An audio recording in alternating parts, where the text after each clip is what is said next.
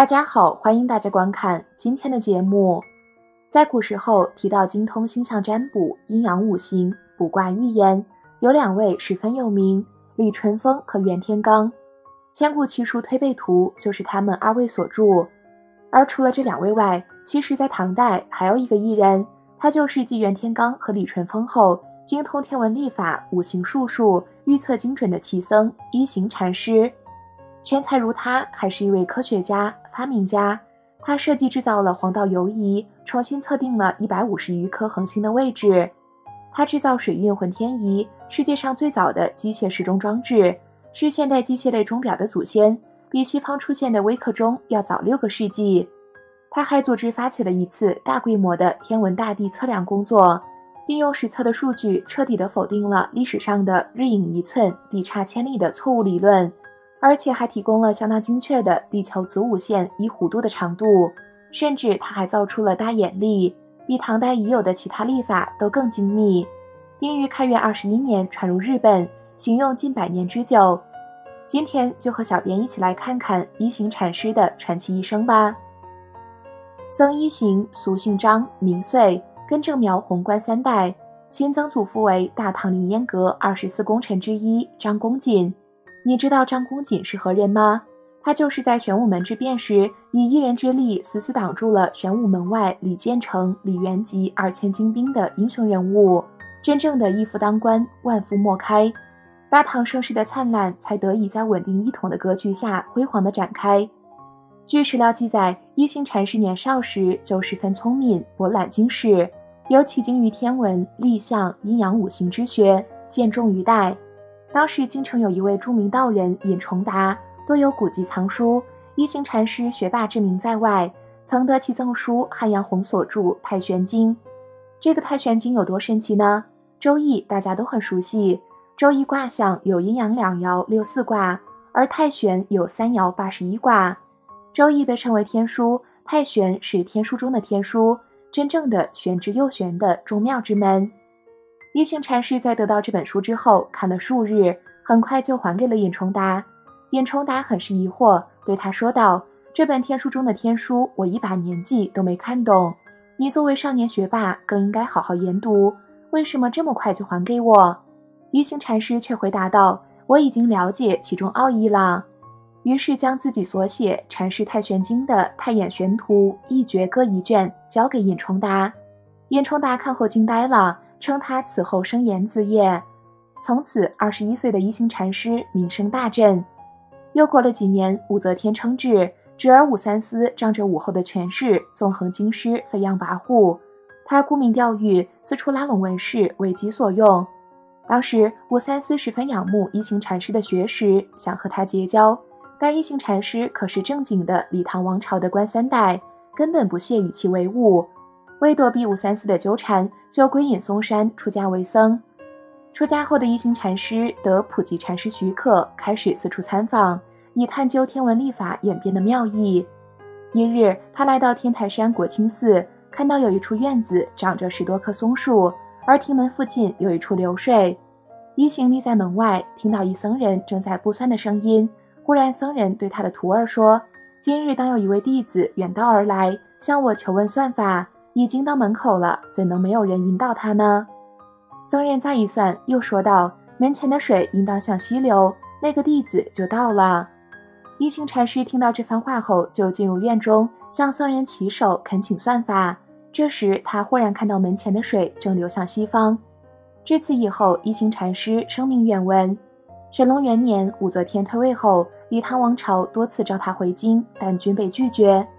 开元5年，玄宗强行征召一行禅师入京。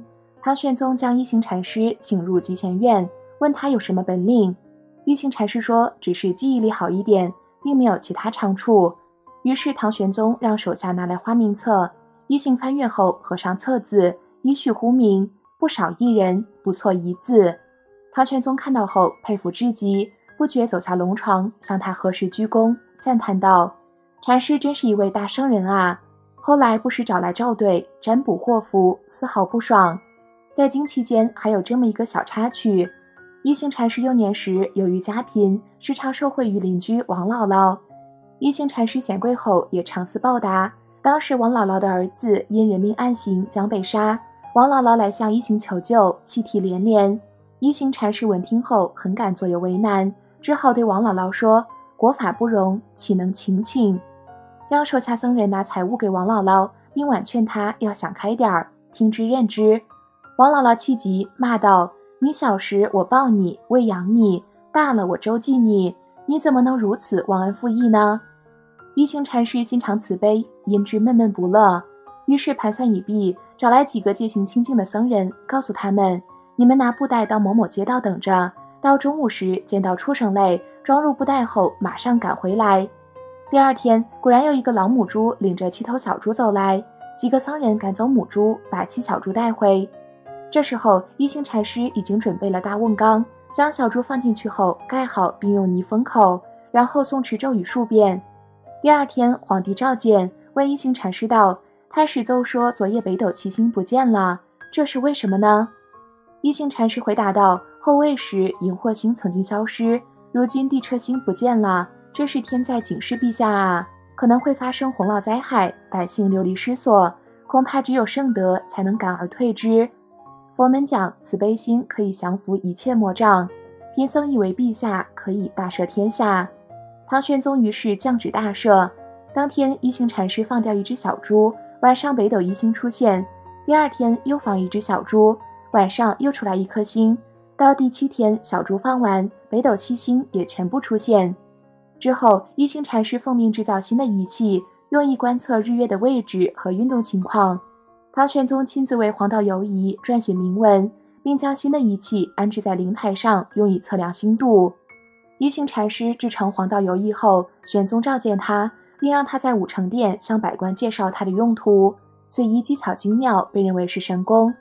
此后，唐玄宗又命一行禅师、梁令赞等人铸造新的浑天仪，最后成功造出。新仪以铸铜的大圆球表示天球浑圆的气象，球体上刻着星球、赤道，并在赤道等环上刻有周天度数。球体通过水力推动球体自转，自转的速度和实际天空同步，一昼夜旋转一周。开元12年，一行禅师倡议在全国24个地方测量北极高度和冬夏至日和春秋分日的日影长度，并设计一种叫做复距图的仪器，用来测量北极高度。开元13年，上无畏来长安弘教，一行禅师受胎藏法，在洛阳的大福仙寺助上无畏共同翻译《大日经》7卷等，并著《大日经书》20卷，成为解释密宗理论的重要著作。又汇编经律论要闻为摄条幅藏10卷。而除了上述种种发明与造物外，一行禅师在预言方面也很是了得。他曾准确预言了安史之乱。一行禅师曾上表劝谏唐明皇：“陛下，日后万万不可以宗子担任宰相，也不能用藩臣担任武将。”一行禅师指的是宗室子李林甫日后会独揽朝廷大权，安禄山则会在朝廷外发动兵变，东都将被逆贼攻破。不过当时的唐玄宗不明其意，反而问一行禅师：“大唐国祚如何？”一行禅师说：“栾舆有万里之行，社稷终极。”玄宗听后问：“何故有万里之行？”一行避而不答，进呈皇帝一个小金盒，并说道：“到了万里才可以打开看。”有一天，皇帝打开盒子，看到里面是少许的蜀地的当归。后因安史之乱，唐玄宗逼迫蜀地，御驾行至万里桥时，玄宗忽然想起一行禅师说的话，果真是万里之行。后来皇帝逼迫成都，当他从四川回家时，方才明白蜀地当归的意思。而唐昭宗曾被封为吉王，一行禅师所说社稷终极，意思是大唐国运至昭宗时就完结了，日后果然也应验了。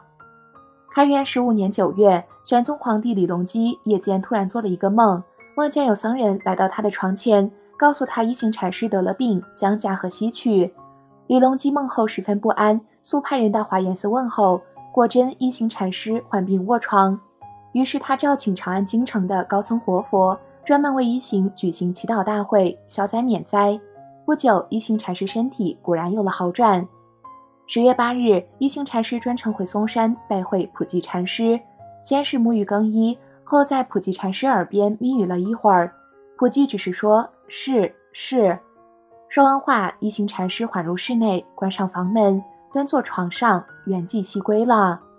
李隆基得知一行禅师去世的消息后，十分悲痛，停止上朝理政3日。他还下诏停灵21天，让国民瞻仰追悼。在此期间，一行禅师的容貌居然和活着的时候一样，每天要有专人为他剃去新长的须发。